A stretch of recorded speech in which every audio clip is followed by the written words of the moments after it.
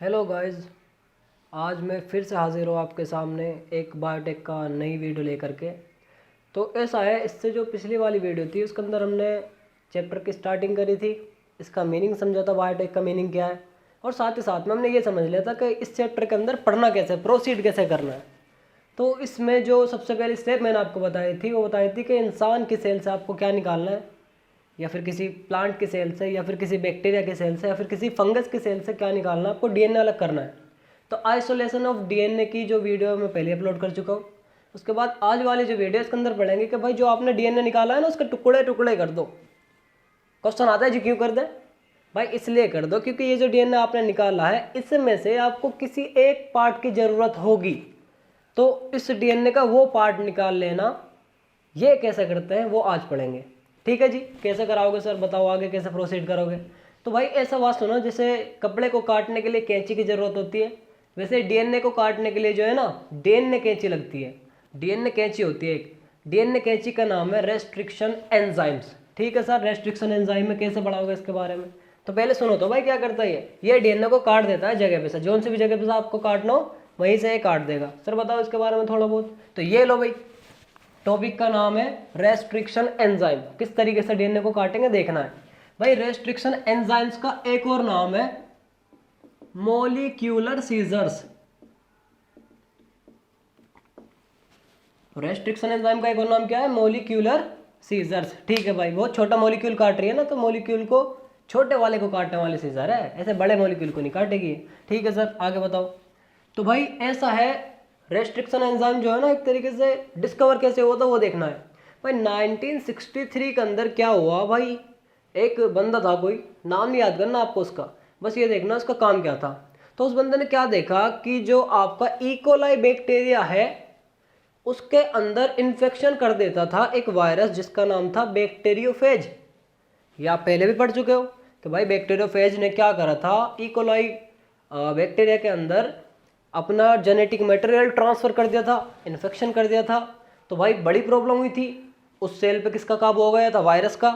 तो आज सर ऐसा बताओ कुछ कि हम जो है ना इस वाले बैक्टीरिया को इन्फेक्शन से बचा सके। हमें नहीं बचाना भाई, हमें तो डीएनए को काटना है। तो डिस्कवरी कैसे हुई वो देखना है आपको भाई। ऐसा हुआ कि ये बैक्टीरियोफेज आया और इसने सोचा कि भाई मैं ऐसा करूंगा, अपना जेनेटिक मटेरियल इस बैक्टीरिया में ट्रांसफर कर दूंगा, इन्फेक्शन करके इसके अंदर, और भाई इसकी सेल पर अपनी मशीनरी बना लूंगा, अपना कब्जा कर लूंगा।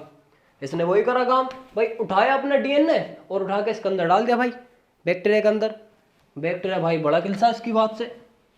बैक्टीरिया कह रहा भाई तेरे बाप की जमीन है, या तेरे बाप दादा छोड़ गए या परदादा छोड़ गए, भाई मेरा घर है, मेरे अंदर आकर के तो अपना डीएनए डाल रहा, सही बात है तेरी है, मैं यही काम तेरे साथ करूँ तो वायरस बड़ा सा कि करके दिखा बेटा ये काम मेरा है, मैं करूंगा।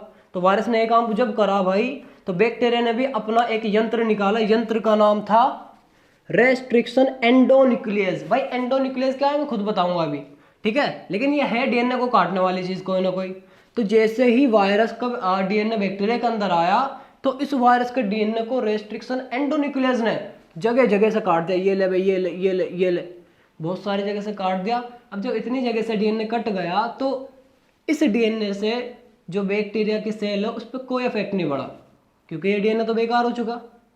अब दिक्कत एक आई, सर वायरस तो छोड़ो, बैक्टीरिया के अंदर भी तो डीएनए है, तो ये जो एंजाइम है तो कैंची इसका आगे तो जो आएगा उसे काट देगा ये। हाँ भाई सीधी बात है, इसका आगे जो आएगा उसे काटेगा। तो सर क्या ये अपना डीएनए नहीं काटेगा? नहीं भाई, ये अपना डीएनए नहीं काट सकता। क्यों भाई, ऐसा क्या है? क्योंकि यार एक और एंजाइम होता है बैक्टीरिया की सेल के अंदर, मिथाइलेज। मिथाइलेज क्या करता है, जहां भी ये रेस्ट्रिक्शन एंडोन्यूक्लियस डीएनए को काट रह जाएगा, ये वहीं पे मिथाइल जोड़ देगा। क्या जोड़ देगा भाई? मिथाइल जोड़ देगा। तो ये काटने आएगा और ये मिथाइल जोड़ देगा पहले ही, तो ये काट नहीं पाएगा। ठीक है, तो अपना डीएनए तो इसने बचा लिया, लेकिन दूसरे किसी ऑर्गेनिज्म के डीएनए को डैमेज कर दिया। तो यहां से मुझे पता लगा कि कोई तो चीज ऐसी हो सकती है दुनिया में जो डीएनए को कट कर सकती है। तो यहीं से मुझे कंसेप्ट मिला कि डीएनए को कट करना है भाई, मॉलिक्यूलर सीजर ढूंढनी है। सर मॉलिक्यूलर सीजर का नाम तो ये है ना, रेस्ट्रिक्शन एंजाइम्स। ठीक है भाई, रेस्ट्रिक्शन एंजाइम्स से तो पढ़ रहे हैं। अब बात सुनो जरा, ये जो रेस्ट्रिक्शन एंजाइम है ये एक एंजाइम की बड़े कैटेगरी को बिलोंग करते हैं। उन एंजाइम का नाम है न्यूक्लियेजेस। क्या नाम है भाई? न्यूक्लियेजेस। ठीक है, तो ये जो न्यूक्लियेज है नाम से समझो, एक तुमने फुल फॉर्म पढ़ी होगी कभी भाई, डीऑक्सी राइबो न्यूक्लियेज। और न्यूक्लिक एसिड, सॉरी, ठीक है, एक और था राइबो न्यूक्लिक एसिड। सर आप डीएनए आरएनए की बात कर रहे हो? हाँ भाई, डीऑक्सी राइबो न्यूक्लिक एसिड और nucleic acid, DNA and RNA, ये दोनों के दोनों न्यूक्लिक एसिड है। भाई न्यूक्लिक एसिड को कट करने के लिए एक एंजाइम की कैटेगरी होती है जिसका नाम क्या है? न्यूक्लियस। ठीक है सर, समझ आ गई बात। अब बात सुनो भाई, जो न्यूक्लियस है दो तरह का होता है, एक तो एक्सोन्यूक्लियस है और एक एंडोन्यूक्लियस है। भाई नाम से कुछ समझ में आ रहा है? भाई एक्सो वर्ड क्यों आया, समझो ना जरा। अब तो डीएनए से, डीएनए को बाहर ही बाहर काटते हैं क्या? ये बोल रहा हाँ बेटे, डीएनए को एंड पे से काट दूंगा, बाहर बाहर से काट दूंगा, इसलिए मेरा नाम एक्सोन्यूक्लियस है। अब तू डीएनए के अंदर घुस जाता है क्या इसको काटने के लिए? हाँ भाई, डीएनए के अंदर ही घुस जाता हूँ, तभी तो नाम मेरा एंडोन्यूक्लियस है। तो भाई डीएनए को अंदर से काटेगा, डीएनए को बाहर से काटेगा। मान लो ये डीएनए है, तो डीएनए को बाहर से काटने का काम या फिर इस एंड पे से काटने का काम किसका है? एक्सोन्यूक्लियस। ठीक है सर, डीएनए को बाहर से काटेगा। अगर ये डीएनए को बाहर से काटेगा तो डीएनए के जो ये वाले बीच वाले बॉन्ड्स है, हाइड्रोजन बॉन्ड्स है, वो कोई भी अफेक्ट फील नहीं करेंगे भाई, वो कटेंगे ही नहीं, उन पे कोई फर्क पड़ेगा नहीं। ये वाले जो बीच वाले बॉन्ड है इन पे थोड़ी कोई इफेक्ट हुआ नहीं भाई। तो इसका जो ये डीएनए है ये अनरिएक्टिव रहेगा फिर भी, मतलब बाहर से काटने पर भी ऐसे रहेगा जैसे पहले था, कोई फर्क नहीं पड़ा, कोई दिक्कत नहीं है। लेकिन ये जो एंड्स बने जो किसी से रिएक्शन नहीं करेंगे, इन एंड्स का नाम होता है ब्लंट एंड्स। तो भाई एक्सोन्यूक्लियस ब्लंट एंड्स को प्रोड्यूस करता है। अभी देखेंगे एंडोन्यूक्लियस के बारे में भी। भाई बाहर से काटेगा, अंदर से काटेगा, ब्लंट एंड प्रोड्यूस करेगा। ये तो देखो सर क्या प्रोड्यूस करेगा, ये तो स्टिकी एंड प्रोड्यूस करेगा। कहीं पे लिखा है क्या? ये तो स्टिकी एंड प्रोड्यूस करेगा। भाई स्टिकी एंड से क्या फायदा होता है? जो एक एंजाइम होता है लाइगेज, ये आपने चैप्टर 6 के अंदर भी पढ़ा होगा, मॉलिक्यूलर बेसिस ऑफ इनहेरिटेंस के अंदर, कि लाइगेज जो है ना डीएनए को जोड़ने में हेल्प करता है। तो ये जोड़ने में हेल्प करने वाले की हेल्प कौन कर देंगे? Sticky ends. ठीक है सर, इसका मतलब ये ज़्यादा फायदेमंद है भाई, इससे ज़्यादा फायदा होगा। ठीक है सर, देखते हैं कैसे होगा भाई वो भी। तो ये ब्लंट एंड्स छोड़ करके गया, जबकि ये स्टिकी एंड्स छोड़ेगा। सर कैसे छोड़ेगा, दिखाओ ना काट करके डीएनए। तो पहले समझो एक और बात इसकी, ये जो एंजाइम है ये नॉन स्पेसिफिक है। डीएनए को जहां मर्जी से कटवा लो, मतलब किसी भी डीएनए पर डाल दोगे काट करके आ जाएगा, किसी भी डीएनए पर डालोगे बाहर से काट करके आ जाएगा, किसी भी डीएनए पर डालोगे काट करके आ जाएगा। इससे तो देखो, इससे मैंने एक डीएनए पर डाला नहीं काट का आया, दूसरे पर डाला नहीं काट का आया, तीसरे पर डाला तो वहां पे उसने कुछ हलचल करी, वहां पे काट करके आया, फिर एक और पर डाला वहां पे काट करके आया। मैंने सोचा अबे भाई तेरा तो जिसे मन कर रहा है काट रहा है, जिसे मन कर रहा है नहीं काट रहा है। ये बोल रहा है हाँ भाई मैं उसी डीएनए को काटूंगा जिसमें मेरा मन पसंद का सीक्वेंस होगा। भाई आपने ATGC ये सब बेस पेयर पढ़े होंगे, नाइट्रोजनस बेसिस, तो उसके हिसाब से जो इसको पसंद होगा उसे काटेगा। ऐसे नहीं किसी को भी काट देगा उठा करके, ये तो किसी को भी काट देगा, ये सर्च करके काटेगा कि मैं किसको काट सकता हूँ। भाई देख देख के काटता है। ठीक है सर, देखो इसका एक एग्जाम्पल देखो, ये जो है स्पेसिफिक न्यूक्लियोटाइड सीक्वेंस को ही काटेगा जिन्हें पैलिंड्रोमिक सीक्वेंस कहा जाता है। भाई क्या होते हैं वो पैलिंड्रोमिक सीक्वेंस? वो सीक्वेंस जो दोनों साइड से पढ़ने पर एक ही तरह पढ़े जाएं, उनको पैलिंड्रोमिक सीक्वेंस कहा जाता है। एग्जाम्पल देखो, भाई मोम को इधर से पढ़ोगे तो भी मोम है, उधर से पढ़ लो तो भी मोम है। भाई डैड को इधर से पढ़ लो तो भी डैड है, इधर से पढ़ लो तो भी डैड है। छोटे छोटे एग्जाम्पल दे रहे हो, कुछ बड़ा सा अक्षर लिख के दिखाओ। ये लो भैया मलयालम, मलयालम इधर से पढ़ लो सेम है, मलयालम इधर से पढ़ लो सेम है। सर क्या है डीएनए के अंदर लिखा होता है मलयालम मोम डैड? नहीं भाई, डीएनए के अंदर तो ATGC वाला सीक्वेंस होता है ना। तो ऐसा ही सीक्वेंस देखो एक बार। भाई एक सीक्वेंस है जिसको काटता है एक एंजाइम, जिस एंजाइम का नाम है EcoR1, ये भी एंडोन्यूक्लियस है। अभी बता दूंगा इसके बारे में कहाँ से आया है। ठीक है, अभी देखना, एक एंजाइम है EcoR1 या 1 किलो जो भी किलो। ठीक है, ये जो EcoR1 है ये क्या करता है भाई, अपना पैलिंड्रोमिक सीक्वेंस ढूंढता है, और इसका जो पैलिंड्रोमिक सीक्वेंस है वो है GAATTC। गाटक वाटक जो भी आप याद कर सको वैसे कर लेना भाई, GAATTC। ठीक है सर, ये मान लो 5 डैश से 3 डैश की तरफ है, डीएनए को होता है ना भाई 5 डैश 3 डैश 5 प्राइम 3 प्राइम। तो इधर इसका मैंने अपोजिट बेस पेयर लगाना चालू करा, G के सामने C होता है, A के सामने T, A के सामने T, T के सामने A, T के सामने A, C के सामने जी भाई, इधर 3 होता है तो इधर 5 होता है, और इधर 5 होता है तो इधर 3 होता है। ठीक है, कोई दिक्कत वाली बात है नहीं। पर एक चीज़ मुझे समझ आ गई, सर इसे इधर से पढ़ लो घाटक, सर इसे इधर से पढ़ लो घाटक। ओहो, ये दोनों तरफ से सेम पढ़ा जा रहा है, और डीएनए वाले ही न्यूक्लियोटाइड्स इसके अंदर है। इसका मतलब ये ही पैलिंड्रोमिक सीक्वेंस है। और ये ई को R1 क्या करता है, इसके डीएनए की लेंथ को पढ़ेगा पूरा, पढ़ने के बाद जहाँ पे भी इसको ये वाला सीक्वेंस मिलेगा वहीं से इसको काट देगा। ऐसा नहीं है जहाँ से जी मिला वहीं से काट देगा, ये थोड़ा सा गैप छोड़ता है। ठीक है, सब कुछ लिखा हुआ है एनसीईआरटी में, डिट्टो पढ़ा रहा हूँ भाई। ठीक, तो GAATTC में ऐसा नहीं है यहीं से काट देगा, थोड़ा सा गैप छोड़ के तब काटता है। ठीक है, तो काट के दिखाओ एक बार, ये लो भाई काट के दिखाओ। ये कोई डीएनए है, इसमें बहुत सारे सीक्वेंस है, GCGAATTCT,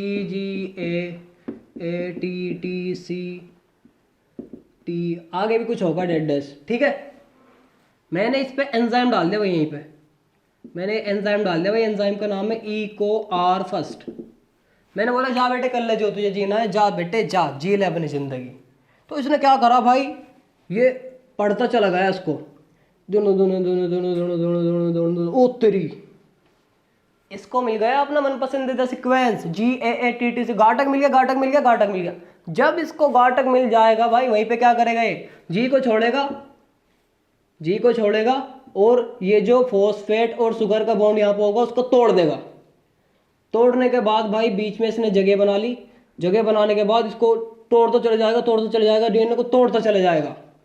लेकिन जब इधर से देखे गए GAATTC है, तो इस वाले जी से बाहर निकल जाएगा। तो भाई थोड़ा सा गैप छोड़ने के बाद ये डिलीट करता है सीक्वेंसेस को, काटता है। ठीक है भाई, काट देगा। उसके बाद देख तो लो डीएनए कैसे बचा, डीएनए ऐसा बचा जी, GC और G बचा, उसके बाद उड़ गया आगे का, और इसके बाद ये बचा था, ये बचा था, ये बचा था। तो नीचे वाले में लगा रहा हूँ एक बार, CGC बचा होगा। ठीक है सर, और पूरा बचा हुआ है आगे का भी। आगे क्या बचा हुआ है, TTA बचा हुआ है, जी तो यहाँ से भी गायब हो गया। ठीक है सर, ऐसा डीएनए छोड़ दिया इसने। तो भाई इस डीएनए के हाइड्रोजन बॉन्ड्स फ्री हैं, ये जो आपके नाइट्रोजनस बेसिस है इनके एंड्स फ्री है, अब ये किसी से भी बाइंड कर सकते हैं अभी। ओहो सर, ये तो बॉन्ड बना सकते हैं किसी और से। हाँ भाई, किसी और से बॉन्ड बना लेंगे, इसीलिए इनका जो नाम है वो है स्टिकी एंड्स। इसीलिए इनका नाम क्या है, स्टिकी एंड्स। भाई अपने कॉम्प्लीमेंट्री नाइट्रोजनस बेसिस से चिपक जाएंगे, स्टिकी एंड्स है इनका नाम। ठीक है, समझ आ गई पूरी बात, क्यों ये स्टिकी एंड छोड़ता है और क्यों ये अपना ऐसा सीक्वेंस ढूंढता है। ठीक है, सारी चीज़ आ गई समझ। तो ये पैलिंड्रोमिक सीक्वेंस भी हो गया, ये भी हो गया, ये एग्जाम्पल भी समझ आ गया हमें, कोई दिक्कत वाली बात है ही नहीं। ये स्पेसिफिक है, डीएनए को सर्च करेगा पहले, जो चीज़ पसंद होगी उसे ही काटेगा, ऐसा नहीं किसी को भी काट देगा। ठीक है, अब देखते हैं ये जो आपके रेस्ट्रिक्शन एंजाइम्स है इनकी नेमिंग कैसे करें सर। EcoR1, ये क्या कहाँ से आया है, तो भाई ये कुछ बात हुई, मतलब कि EcoR1 लिख दिया तुमने या कुछ भी लिख दोगे। तो भाई इसको भी लिखने का पैटर्न होता है। देखो सबसे पहला जो लेटर है आपका एंजाइम का वो जीनस से आना चाहिए, जीनस से। जो ये जीनस क्या होता है सर, अरे आपने कभी 11th क्लास में नेमिंग पढ़ी होगी, 2 वर्ड्स वाली नेमिंग, बायोनोमियल नोमेनक्लेचर। तो उसके अंदर आपने देखा होगा, ये लो मैं एक एग्जाम्पल लिखता हूँ एक बैक्टीरिया का। बैक्टीरिया है एस्चेरिचिया कोलाई। एस्चेरिचिया कोलाई कौन है, एक बैक्टीरिया है। भाई जो पहला वर्ड है इसका ये जीनस होता है, और जो दूसरा है ये क्या होती है इसकी स्पीसीज। तो आपको क्या करना है, पहले रूल के अकॉर्डिंग जो पहला लेटर है वो कहाँ से उठा लेना है, इसके जीनस से उठा लेना है पहला अक्षर। सर ठीक है, ई है पहला अक्षर, तो मैंने ले लिया ई। ठीक है, इसका पूरा नाम होता है इको एस्चेरिचिया कोलाई RY13। ठीक है, तो मैंने पहला अक्षर क्या ले लिया, ई ले लिया। और बाकी जो सेकंड दो लेटर है वो किससे लेने हैं भाई, स्पीसीज से लेने हैं, स्पीसीज से। तो ये स्पीसीज है, मैंने इसके 2 लेटर ले लिए। ठीक है सर, इको हो गया, इको।